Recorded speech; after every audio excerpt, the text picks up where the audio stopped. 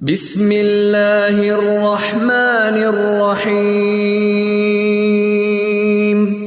اللہ کے نام سے شروع جو نہایت مہربان رحمت والا ہے۔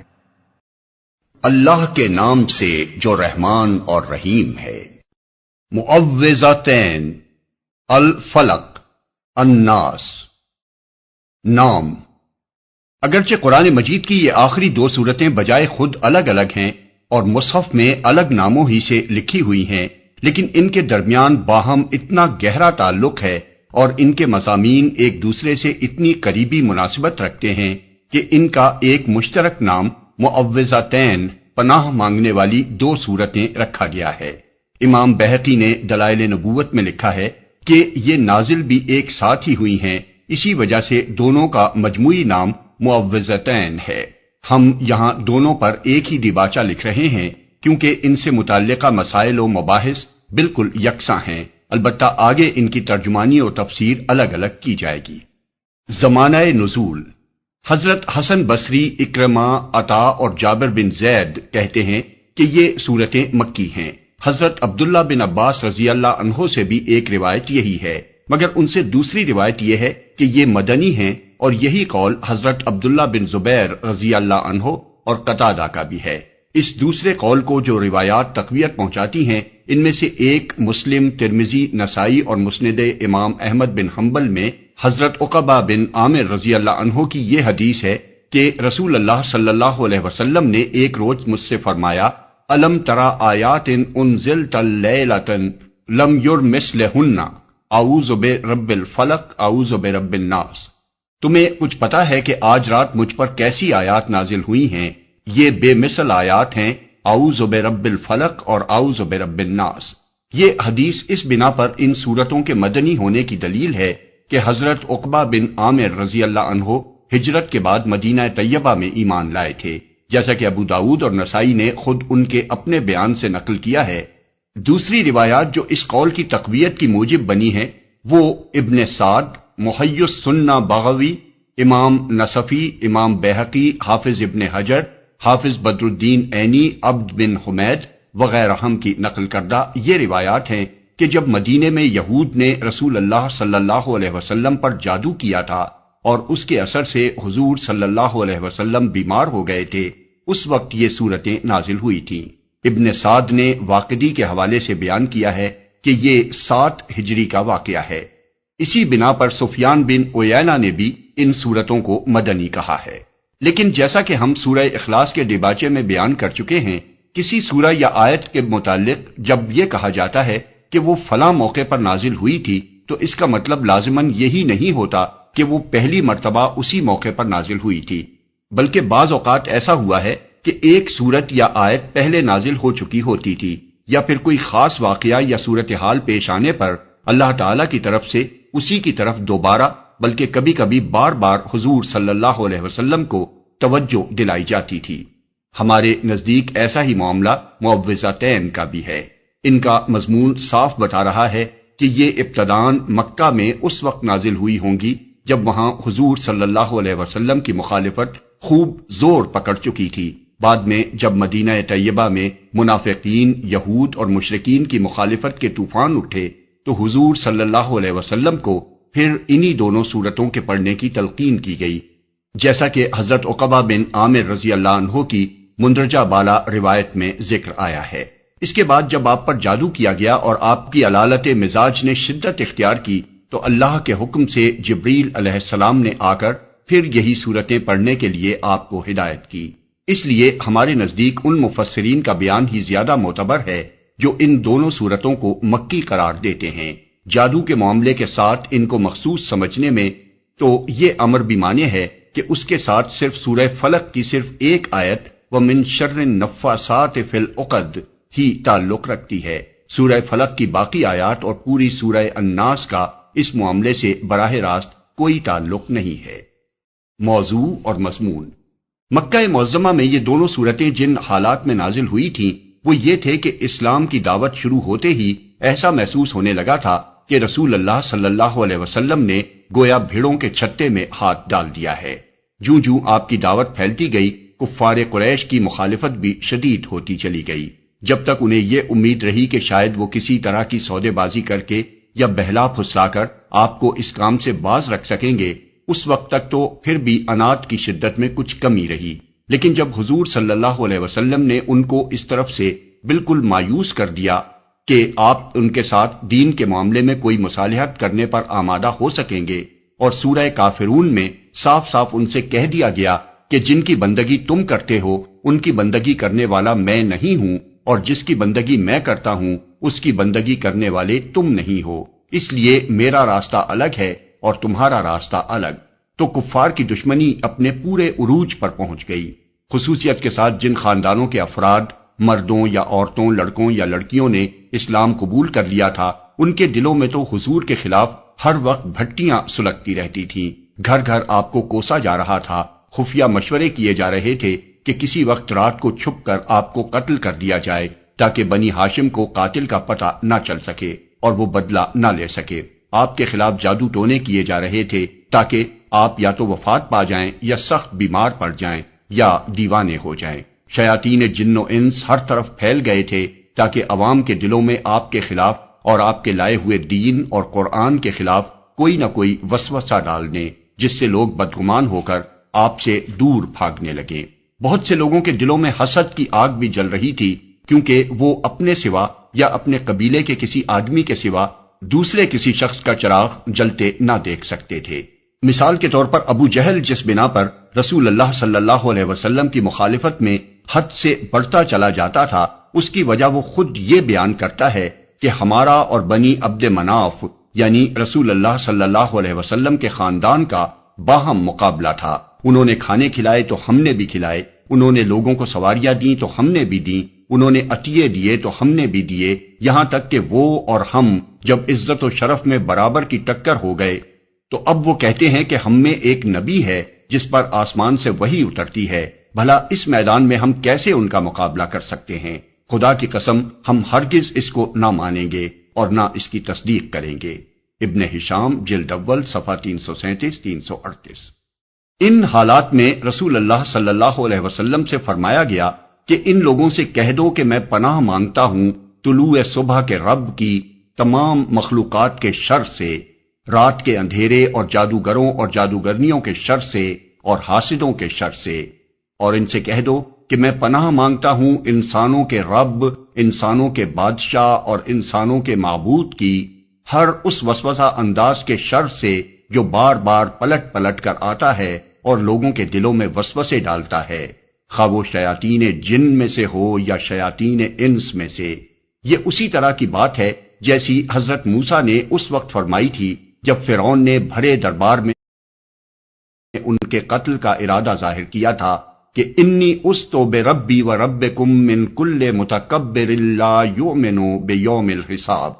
میں نے اپنے اور تمہارے رب کی پناہ لے لی ہے ہر اس متکبر کے مقابلے میں جو روز حساب پر ایمان نہیں رکھتا۔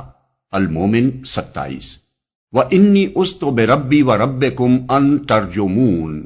اور میں نے اپنے اور تمہارے رب کی پناہ لے لی ہے اس بات سے کہ تم مجھ پر حملہ آور ہو۔ الدخان 20۔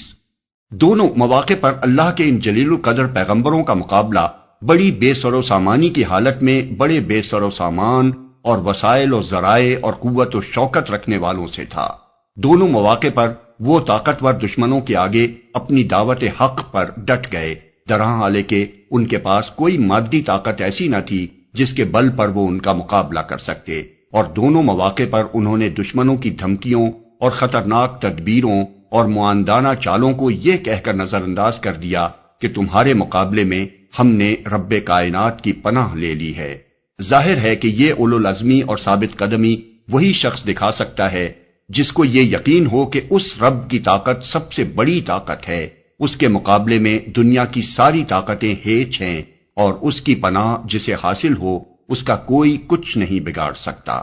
وہی یہ کہہ سکتا ہے کہ میں کلمہ حق کے اعلان سے ہرگز نہیں ہٹوں گا، تم جو چاہو کر لو، مجھے اس کی کوئی پرواہ نہیں، کیونکہ میں تمہارے اور اپنے اور ساری کائنات کے رب کی پناہ لے چکا ہوں۔ معوذتین کی قرآنیت۔ ان دونوں صورتوں کے موضوع اور مضمون کو سمجھنے کے لیے تو اتنی بحث ہی کافی ہے جو اوپر کی جا چکی ہے، لیکن چونکہ حدیث و تفسیر کی کتابوں میں ان کے متعلق 3 ایسے مباحث آ گئے ہیں جو دلوں میں شبہات پیدا کر سکتے ہیں، اس لیے ہم ان کو بھی صاف کر دینا ضروری سمجھتے ہیں۔ ان میں سے اولین قابل توجہ مسئلہ یہ ہے کہ آیا ان دونوں صورتوں کا قرآنی صورتیں ہونا قطعی طور پر ثابت ہے یا اس میں کسی شک کی گنجائش ہے؟ یہ سوال اس لیے پیدا ہوا کہ حضرت عبداللہ بن مسعود رضی اللہ عنہ جیسے عظیم المرتبہ صحابی سے متعدد روایتوں میں یہ بات منقول ہوئی ہے کہ وہ ان دونوں صورتوں کو قرآن کی صورتیں نہیں مانتے تھے اور اپنے مصحف سے انہوں نے ان کو ساقط کر دیا تھا۔ امام احمد، بزار، طبرانی، ابن مردوے، ابو یعلا، عبداللہ بن احمد بن حنبل، حمیدی، ابو نعیم، ابن حبان وغیرہ محدثین نے مختلف سندوں سے اور اکثر و بیشتر صحیح سندوں سے یہ بات حضرت ابن مسعود سے نقل کی ہے۔ ان روایات میں نہ صرف یہ کہا گیا ہے کہ وہ ان صورتوں کو مصحف سے ساقط کر دیتے تھے، بلکہ یہ بھی بیان کیا گیا ہے کہ وہ کہتے تھے قرآن کے ساتھ وہ چیزیں نہ ملاؤ جو قرآن کا جز نہیں ہے، یہ دونوں قرآن میں شامل نہیں ہیں۔ یہ تو ایک حکم تھا جو نبی صلی اللہ علیہ وسلم کو دیا گیا تھا کہ آپ ان الفاظ میں خدا کی پناہ مانگیں۔ بعض روایات میں اس پر یہ اضافہ بھی ہے کہ وہ ان صورتوں کو نماز میں نہیں پڑھتے تھے۔ ان روایات کی بنا پر مخالفین اسلام کو قرآن کے بارے میں یہ شبہات ابھارنے کا موقع مل گیا کہ معاذ اللہ یہ کتاب تحریف سے محفوظ نہیں ہے، بلکہ اس میں جب یہ 2 صورتیں ابن مسعود رضی اللہ عنہ جیسے صحابی کے بیان کے مطابق الحاقی ہیں تو نامعلوم اور کیا کیا حذف و اضافے اس کے اندر ہوئے ہوں گے۔ اس تان سے پیچھا چھڑانے کے لیے قاضی ابو بکر الباقلانی اور قاضی ایاز وغیرہ نے یہ تعویل کی ہے کہ ابن مسعود رضی اللہ عنہ معوذتین کی قرآنیت کے منکر نہ تھے، بلکہ صرف ان کو مصحف میں درج کرنے سے انکار کرتے تھے، کیونکہ ان کے نزدیک مصحف میں صرف وہی چیز درج کی جانی چاہیے تھی جس کے ثبت کرنے کی رسول اللہ صلی اللہ علیہ وسلم نے اجازت دی ہو، اور ابن مسعود رضی اللہ عنہ تک یہ اطلاع نہیں پہنچی تھی کہ حضور صلی اللہ علیہ وسلم نے اس کی اجازت دی ہے۔ لیکن یہ تعویل درست نہیں ہے، کیونکہ صحیح سندوں کے ساتھ یہ بات ثابت ہے کہ ابن مسعود رضی اللہ عنہ نے ان کے قرآنی صورتیں ہونے کا انکار کیا ہے۔ کچھ دوسرے بزرگوں مثلا امام نووی، امام ابن حزم اور امام فخر الدین رازی نے سرے سے اس بات ہی کو جھوٹ اور باطل قرار دیا ہے کہ ابن مسعود رضی اللہ عنہ نے ایسی کوئی بات کہی ہے، مگر مستند تاریخی حقائق کو بلا سند رد کر دینا کوئی علمی طریقہ نہیں ہے۔ اب سوال یہ ہے کہ ابن مسعود رضی اللہ عنہ کی ان روایات سے قرآن پر جو طعن وارد ہوتا ہے اس کا صحیح رد کیا ہے؟ اس سوال کے کئی جواب ہیں جن کو ہم سلسلہ وار درج کرتے ہیں۔ 1. حافظ بزار نے اپنی مسند میں ابن مسعود رضی اللہ عنہ کی یہ روایت نقل کرنے کے بعد لکھا ہے کہ اپنی اس رائے میں وہ بالکل منفرد ہیں، صحابہ میں سے کسی نے بھی ان کے اس قول کی تائید نہیں کی ہے۔ 2. تمام صحابہ کے اتفاق سے خلیفہ ثالث سیدنا عثمان رضی اللہ عنہ نے قرآن مجید کے جو نسخے مرتب کروائے تھے اور خلافت اسلامیہ کی طرف سے جن کو دنیائے اسلام کے مراکز میں سرکاری طور پر بھیجا تھا، ان میں یہ دونوں صورتیں درج تھیں۔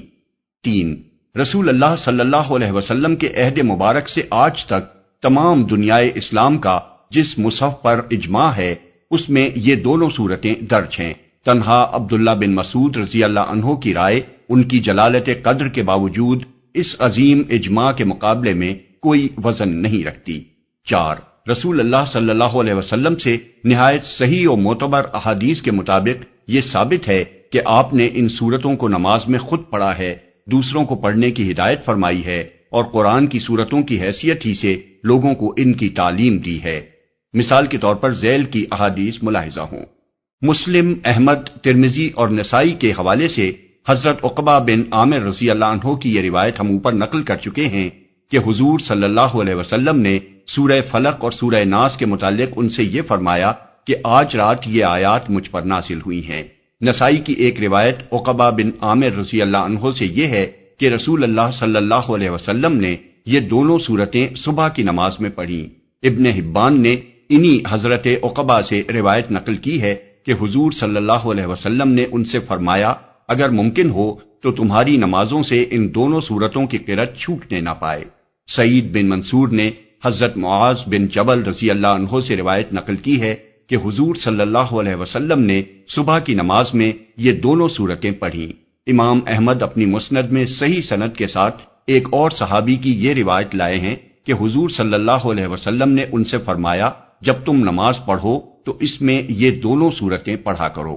مسند احمد، ابو داؤد اور نسائی میں عقبہ بن عامر رضی اللہ عنہ کی یہ روایت آئی ہے کہ حضور نے ان سے فرمایا، کیا میں دو ایسی سورتیں تمہیں نہ سکھاؤں جو ان بہترین سورتوں میں سے ہیں جنہیں لوگ پڑھتے ہیں؟ انہوں نے عرض کیا، ضرور یا رسول اللہ۔ اس پر حضور صلی اللہ علیہ وسلم نے ان کو یہی معوذتین پڑھائیں۔ پھر نماز کھڑی ہوئی تو حضور صلی اللہ علیہ وسلم نے یہی دو سورتیں اس میں بھی پڑھیں، اور نماز کے بعد پلٹ کر جب آپ ان کے پاس سے گزرے تو فرمایا، اے عقب، کیسا پایا تم نے؟ اور اس کے بعد ان کو ہدایت فرمائی کہ جب تم سونے لگو اور جب سو کر اٹھو تو ان سورتوں کو پڑھا کرو۔ مسند احمد، ابو داؤد، ترمذی اور نسائی میں عقبہ بن عامر رضی اللہ عنہ کی ایک روایت یہ ہے کہ حضور صلی اللہ علیہ وسلم نے ان کو ہر نماز کے بعد معوذات یعنی قل هو اللہ احد اور معوذتین پڑھنے کی تلقین کی۔ نسائی، ابن مردوے اور حاکم نے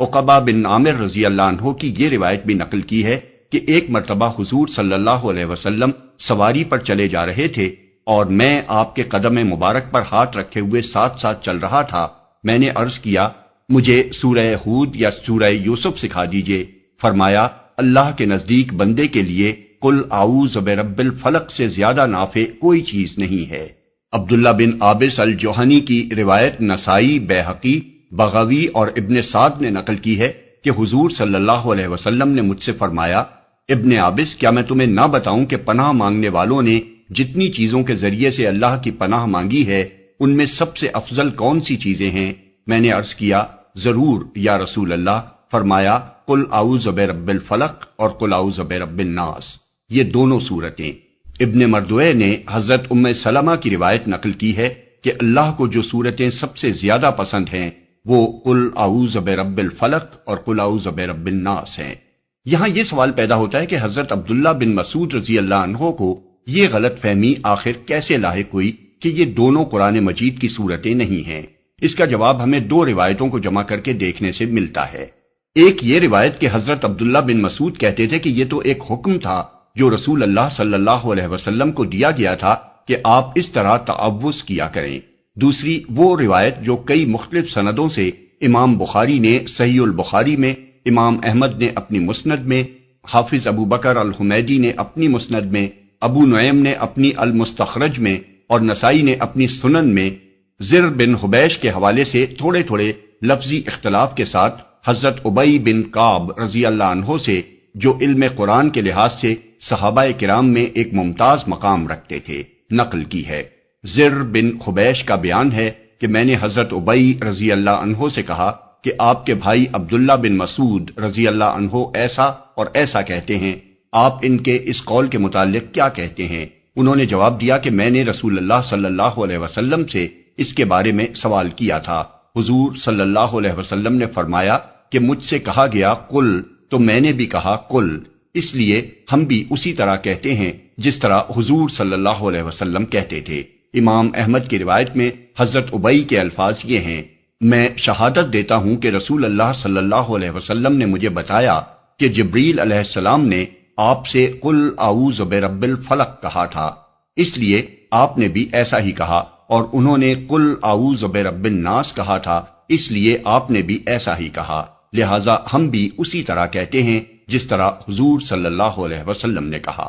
ان دونوں روایتوں پر غور کیجئے تو معلوم ہوگا کہ حضرت عبداللہ بن مسعود رضی اللہ عنہ کو دونوں صورتوں میں لفظ قل یعنی کہو دیکھ کر یہ غلط فہمی ہوئی کہ رسول اللہ صلی اللہ علیہ وسلم کو اعوذ برب الفلق اور اعوذ برب الناس کہنے کا حکم دیا گیا تھا، لیکن انہوں نے حضور صلی اللہ علیہ وسلم سے اس کے متعلق سوال کرنے کی ضرورت محسوس نہ کی۔ حضرت ابی بن کعب رضی اللہ عنہ کے ذہن میں بھی اس کے متعلق سوال پیدا ہوا اور انہوں نے حضور صلی اللہ علیہ وسلم سے اس کو پوچھ لیا۔ حضور صلی اللہ علیہ وسلم نے بتایا کہ جبریل علیہ السلام نے چونکہ قل کہا تھا اس لیے میں بھی قل کہتا ہوں۔ اس بات کو یوں سمجھیے کہ اگر کسی کو حکم دینا مقصود ہو اور اس سے کہا جائے کہ کہو میں پناہ مانگتا ہوں، تو وہ حکم کی تعمیل میں یہ نہیں کہے گا کہ کہو میں پناہ مانگتا ہوں، بلکہ وہ کہو کا لفظ ساقط کر کے میں پناہ مانگتا ہوں کہے گا، بخلاف اس کے اگر کسی کو بالادست حاکم کا پیغامبر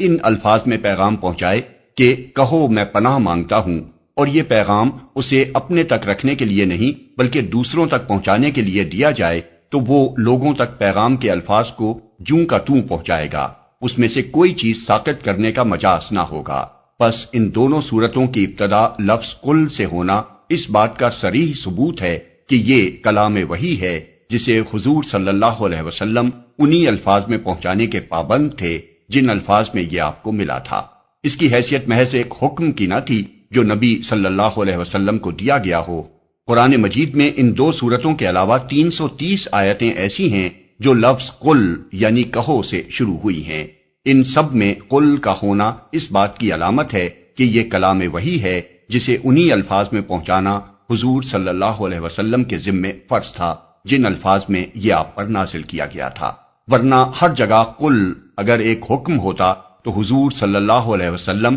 اس لفظ کو ساقط کر کے وہ بات کہتے جس کے کہنے کا آپ کو حکم دیا گیا تھا، اور اسے قرآن میں درج نہ کیا جاتا، بلکہ حضور صلی اللہ علیہ وسلم صرف اس حکم کی تعمیل میں وہ بات کہہ دینے پر اکتفا فرماتے جسے کہنے کا آپ کو حکم دیا گیا تھا۔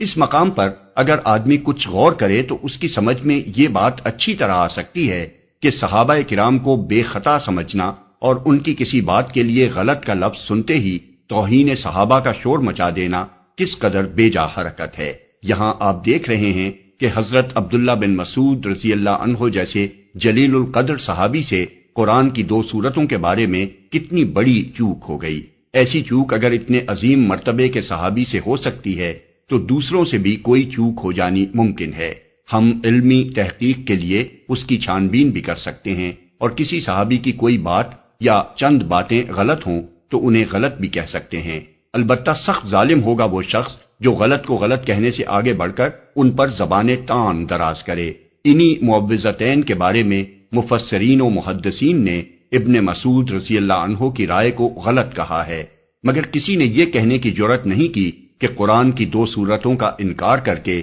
معاذ اللہ وہ کافر ہو گئے تھے۔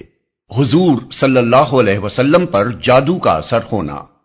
دوسرا مسئلہ جو ان صورتوں کے معاملے میں پیدا ہوتا ہے وہ یہ ہے کہ روایات کی روح سے حضور صلی اللہ علیہ وسلم پر جادو کیا گیا تھا اور اس کے اثر سے آپ بیمار ہو گئے تھے، اور اس اثر کو دور کرنے کے لیے جبریل علیہ السلام نے آ کر آپ کو یہ صورتیں پڑھنے کی ہدایت کی تھی۔ اس پر قدیم اور جدید زمانے کے بہت سے عقلیت پسندوں نے اعتراض کیا ہے کہ یہ روایات اگر مان لی جائیں تو شریعت ساری کی ساری مشتبہ ہو جاتی ہے، کیونکہ اگر نبی پر جادو کا اثر ہو سکتا تھا اور ان روایات کی روح سے ہو گیا تھا تو ہم نہیں کہہ سکتے کہ مخالفین نے جادو کے زور پر نبی سے کیا کیا کہلوا اور کروا لیا ہو، اور اس کی دی ہوئی تعلیم میں کتنی چیزیں خدا کی طرف سے ہوں اور کتنی جادو کے زیر اثر۔ یہی نہیں بلکہ وہ کہتے ہیں کہ اس بات کو سچ مان لینے کے بعد تو یہ بھی نہیں کہا جا سکتا کہ جادو ہی کے ذریعے سے نبی کو نبوت کے دعوے پر اکسایا گیا ہو اور نبی نے غلط فہمی میں مبتلا ہو کر یہ سمجھ لیا ہو کہ اس کے پاس فرشتہ آیا ہے۔ ان کا استدلال یہ بھی ہے کہ یہ احادیث قرآن مجید سے متصادم ہیں۔ قرآن میں تو کفار کا یہ الزام بیان کیا گیا ہے کہ نبی ایک مسحور یعنی سحر زدہ آدمی ہے۔ یقول الظالمون ان تتبعون الا رجلا مسحورا، بنی اسرائیل 47۔ مگر یہ احادیث کفار کے الزام کی تصدیق کرتی ہیں کہ واقعی نبی پر سحر کا اثر ہوا تھا۔ اس مسئلے کی تحقیق کے لیے ضروری ہے کہ سب سے پہلے یہ دیکھا جائے کہ کیا در حقیقت مستند تاریخی روایات کی روح سے یہ ثابت ہے کہ رسول اللہ صلی اللہ علیہ وسلم پر جادو کا اثر ہوا تھا،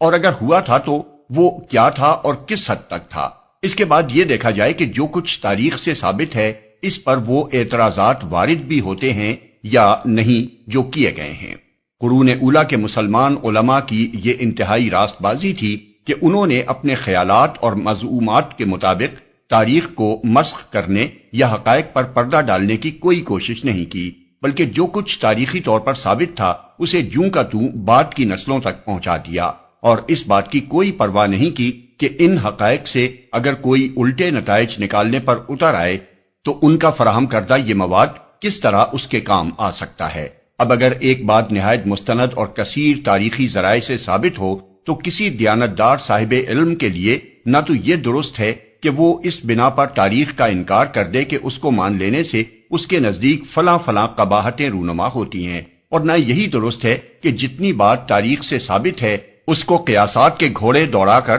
اس کی اصلی حد سے پھیلانے اور بڑھانے کی کوشش کرے۔ اس کے بجائے اس کا کام یہ ہے کہ تاریخ کو تاریخ کی حیثیت سے مان لے اور پھر دیکھے کہ اس سے فی الواقع کیا ثابت ہوتا ہے اور کیا نہیں ہوتا۔ جہاں تک تاریخی حیثیت کا تعلق ہے، نبی صلی اللہ علیہ وسلم پر جادو کا اثر ہونے کا واقعہ قطعی طور پر ثابت ہے، اور علمی تنقید سے اس کو اگر غلط ثابت کیا جا سکتا ہو تو پھر دنیا کا کوئی تاریخی واقعہ بھی صحیح ثابت نہیں کیا جا سکتا۔ اسے حضرت عائشہ رضی اللہ عنہا، حضرت زید بن ارقم رضی اللہ عنہ اور حضرت عبداللہ بن عباس رضی اللہ عنہ سے بخاری، مسلم، نسائی، ابن ماجہ، ابن احمد، عبد الرزاق، حمیدی، بیہقی، طبرانی، ابن سعد، ابن مردوے، ابن ابی شیبہ، حاکم، عبد بن حمید وغیرہ محدثین نے اتنی مختلف اور کثیر التعداد سندوں سے نقل کیا ہے کہ اس کا نفس مضمون تواتر کی حد کو پہنچا ہوا ہے۔ اگرچہ ایک ایک روایت بجائے خود خبر واحد ہے، اس کی تفصیلات جو روایات میں آئی ہیں انہیں ہم مجموعی طور پر تمام روایات سے مرتب کر کے ایک مربوط واقعے کی صورت میں یہاں درج کرتے ہیں۔ صلح حدیبیہ کے بعد جب نبی صلی اللہ علیہ وسلم مدینہ واپس تشریف لائے تو محرم 7 ہجری میں خیبر سے یہودیوں کا ایک وفد مدینے آیا اور ایک مشہور جادوگر لبید بن عاصم سے ملا جو انصار کے قبیلہ بنی زریق سے تعلق رکھتا تھا۔ بعض راویوں نے اسے یہودی کہا ہے اور بعض نے منافق اور یہود کا حلیف، لیکن اس پر سب متفق ہیں کہ وہ بنی زریق میں سے تھا،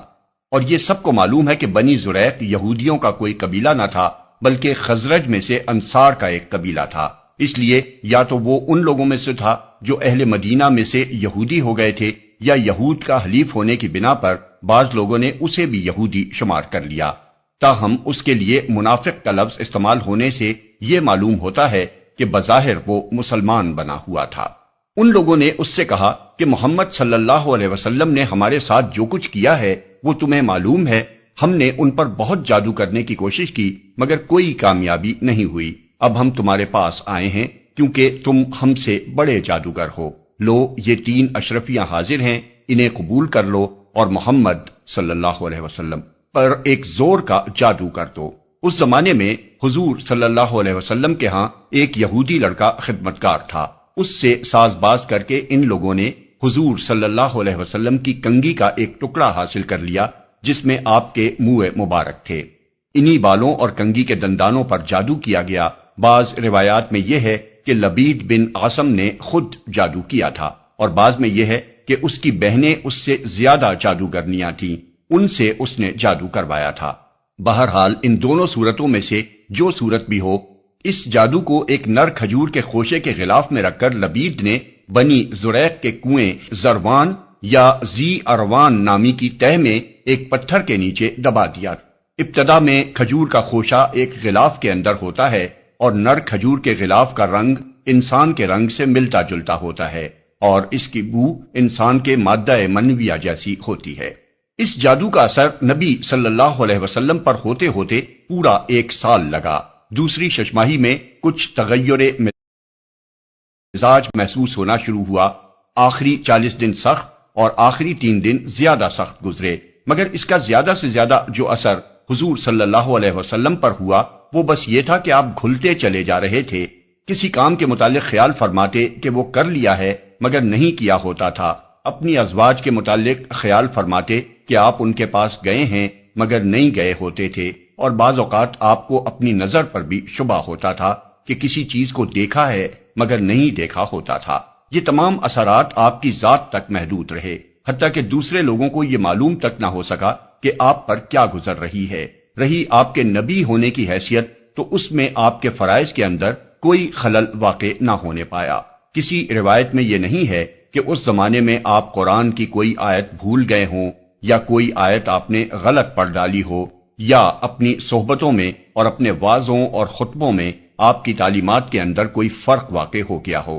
یا کوئی ایسا کلام آپ نے وحی کی حیثیت سے پیش کر دیا ہو جو فی الواقع آپ پر نازل نہ ہوا ہو، یا نماز آپ سے چھوٹ گئی ہو اور اس کے متعلق بھی کبھی آپ نے سمجھ لیا ہو کہ پڑھ لی ہے مگر نہ پڑھی ہو، ایسی کوئی بات معاذ اللہ پیش آ جاتی تو دھوم مچ جاتی اور پورا ملک عرب اس سے واقف ہو جاتا کہ جس نبی کو کوئی طاقت چت نہ کر سکی تھی اسے ایک جادوگر کے جادو نے چت کر دیا۔ لیکن آپ کی حیثیت نبوت اس سے بالکل غیر متاثر رہی اور صرف اپنی ذاتی زندگی میں آپ اپنی جگہ اسے محسوس کر کے پریشان ہوتے رہے۔ آخر کار ایک روز آپ حضرت عائشہ رضی اللہ عنہا کے ہاں تھے کہ آپ نے بار بار اللہ تعالیٰ سے دعا مانگی، اسی حالت میں نیند آ گئی یا غنودگی طاری ہوئی اور پھر بیدار ہو کر آپ نے حضرت عائشہ رضی اللہ عنہا سے کہا کہ میں نے جو بات اپنے رب سے پوچھی تھی وہ اس نے مجھے بتا دی ہے۔ حضرت عائشہ رضی اللہ عنہا نے عرض کیا وہ کیا بات ہے؟ آپ نے فرمایا 2 آدمی یعنی فرشتے 2 آدمیوں کی صورت میں میرے پاس آئے، ایک سرخانے کی طرف تھا اور دوسرا پائنٹی کی طرف۔ ایک نے پوچھا انہیں کیا ہوا؟ دوسرے نے جواب دیا ان پر جادو ہوا ہے۔ اس نے پوچھا کس نے کیا ہے؟ جواب دیا لبید بن عاصم نے۔ پوچھا کس چیز میں کیا ہے؟ جواب دیا کنگھی اور بالوں میں ایک نر کھجور کے خوشے کے غلاف کے اندر۔ پوچھا وہ کہاں ہے؟ جواب دیا بنی زریق کے کنویں زی اروان یا زروان کی تہ کے پتھر کے نیچے ہے۔ پوچھا اب اس کے لیے کیا کیا جائے؟ جواب دیا کہ کنویں کا پانی سونت دیا جائے اور پھر پتھر کے نیچے سے اس کو نکالا جائے۔ اس کے بعد نبی صلی اللہ علیہ وسلم نے حضرت علی رضی اللہ عنہ، حضرت عمار بن یاسر رضی اللہ عنہ اور حضرت زبیر رضی اللہ عنہ کو بھیجا۔ ان کے ساتھ جبیر بن ایاس الزرقی رضی اللہ عنہ اور قیس بن محسن الزرقی رضی اللہ عنہ یعنی بنی زریق کے یہ 2 اصحاب بھی شامل ہو گئے۔ بعد میں حضور صلی اللہ علیہ وسلم خود بھی چند اصحاب کے ساتھ وہاں پہنچ گئے۔ پانی نکالا گیا اور وہ غلاف برآمد کر لیا گیا۔ اس میں کنگھی اور بالوں کے ساتھ ایک تانت کے اندر 11 گریں پڑی ہوئی تھیں اور موم کا ایک پتلا تھا جس میں سوئیاں چبوئی ہوئی تھیں۔ جبریل علیہ السلام نے آ کر بتایا کہ آپ معوذتین پڑھیں، چنانچہ آپ ایک ایک آیت پڑھتے جاتے اور اس کے ساتھ ایک ایک گرہ کھولی جاتی اور پتلے میں سے ایک ایک سوئی نکالی جاتی رہی۔